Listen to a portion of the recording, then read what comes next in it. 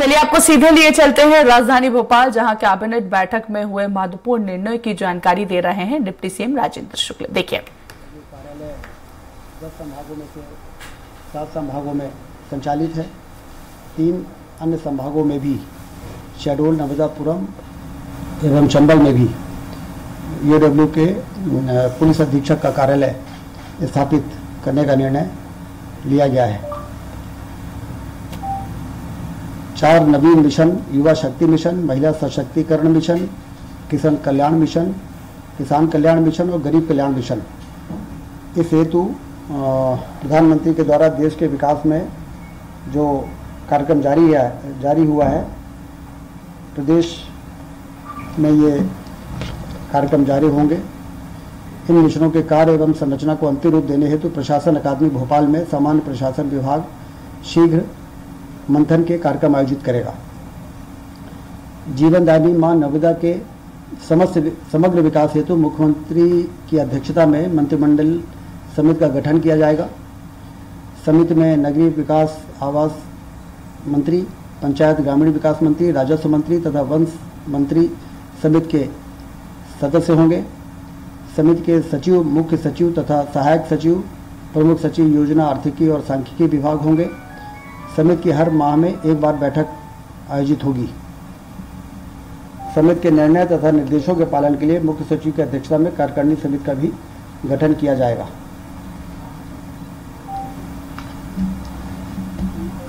सिंगरौली जिले के चितरंगी में माइक्रो इरिगेशन प्रोजेक्ट की स्वीकृति दी गई है। लगभग 1320 करोड़। क्या है मतलब, क्या project? Chitrangi pressurised pipe micro irrigation, Chitrangi दाब युक्त सूक्ष्म सिंचाई परियोजना, जिसमें 32,125 हेक्टेयर सिंचाई होगी और इसकी लागत होगी 1,320.14 करोड़।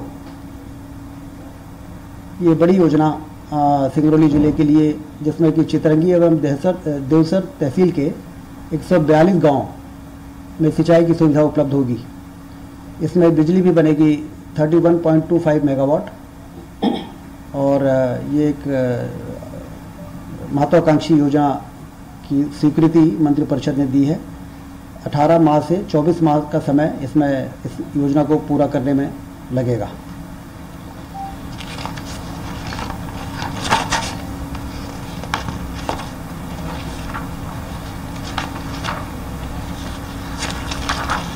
साइबर तहसील परियोजना का विस्तार अब पूरे मध्य प्रदेश में होगा। 2 जिलों में एज ए पायलट इस प्रोजेक्ट की जो शुरुआत हुई थी, उसकी सफलता को देखते हुए राष्ट्रीय स्तर पर इसकी सराहना हुई है और अब ये पूरे प्रदेश में लागू किया जा रहा है।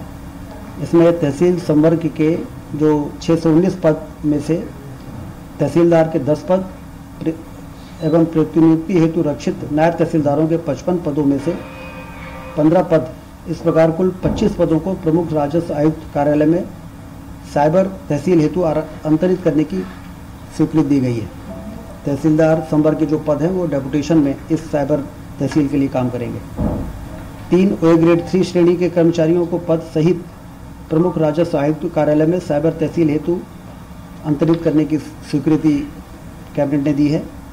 2 भृत्य को भी आउटसोर्स के लिए नियुक्त किए जाने की सैंक्शन दी है, जिससे कि साइबर तहसील का प्रोजेक्ट तेजी से आगे बढ़े, क्योंकि राजस्व विभाग की सेवाओं के प्रदान में उत्कृष्टता सुनिश्चित करने के लिए साइबर तहसील से लोगों के राजस्व से रिलेटेड नामांतरण, बंटवारा और नक्शा तरमीम से लेकर और तमाम तरह की जो चीज़ें हैं उसमें काफ़ी निराकरण में काफ़ी तेज़ी आएगी।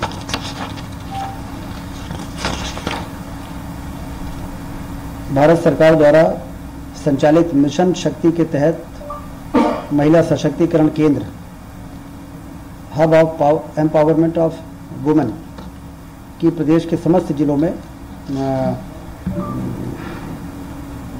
स्वीकृति दिए जाने का आज कैबिनेट ने फैसला किया है। कुल 364 पदों की स्वीकृति दी गई है, जिसमें केंद्र और राज्य 60-40 के रेशियो में वित्तीय भार का बंटवारा होगा। इस योजना से महिलाओं का सशक्तिकरण, विकास, स्वास्थ्य सेवा, शिक्षा, करियर व व्यावसायिक परामर्श, प्रशिक्षण, इस प्रकार के तमाम जो ऐसी महिलाएं हैं जिनको सहायता और मदद की आवश्यकता है, और राज्य स्तर पर PMU प्रोजेक्ट मैनेजमेंट यूनिट और जिला स्तर पर DMIU डिस्ट्रिक्ट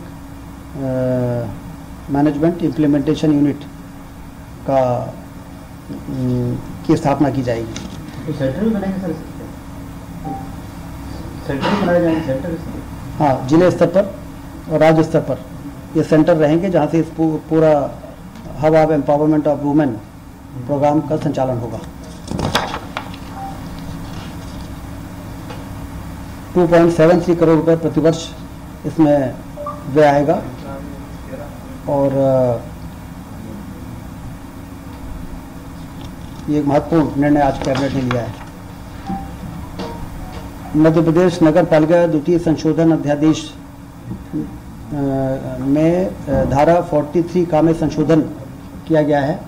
नगर पालिका एवं नगर परिषदों में जो निर्वाचित अध्यक्ष जो पार्षदों के माध्यम से निर्वाचित होते हैं, उसके अविश्वास जो 2 वर्षों के बाद लाया जाता था, उसमें परिवर्तन करते हुए अब 3 वर्ष कर दिया गया है।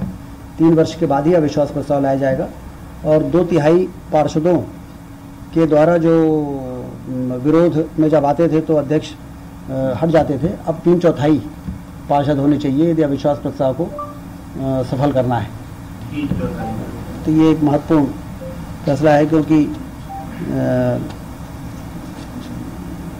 डिस्करेज करने के लिए भी है कि ऐसे छोटी मोटी बातों में तुरंत अविश्वास प्रस्ताव लाने को 3 वर्ष और 3/4।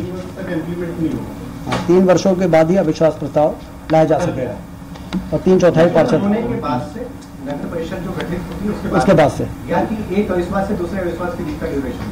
नहीं, निर्वाचित होने के बाद पहले 2 वर्ष था 43 का में, अब वो 3 वर्ष हो गया, और जो 2/3 था वो 3/4 हो गया।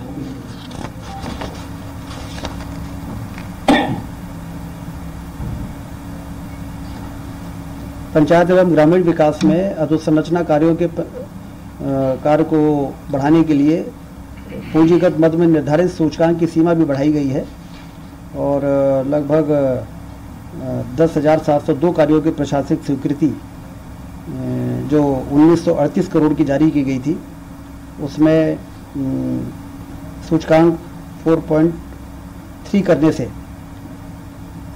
2,135 करोड़ की कार्यों की स्वीकृति और जारी हो सकेगी।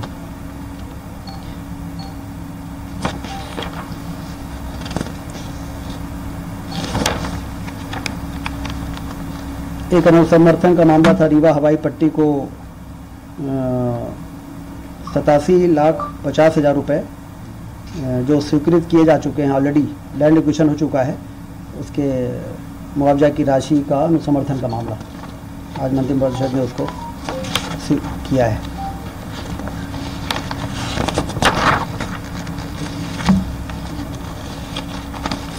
लॉ डिपार्टमेंट में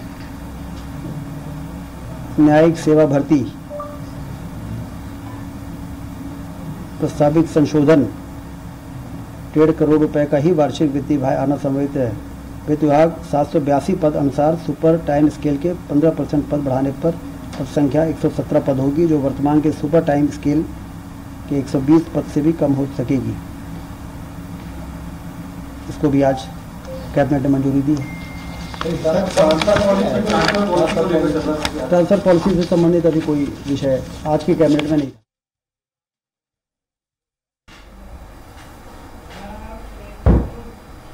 तो अभी आप सुन रहे थे डिप्टी सीएम राजेंद्र शुक्ल को, जहां पर उन्होंने जानकारी दी कि कैबिनेट बैठक में कितने महत्वपूर्ण निर्णय लिए गए।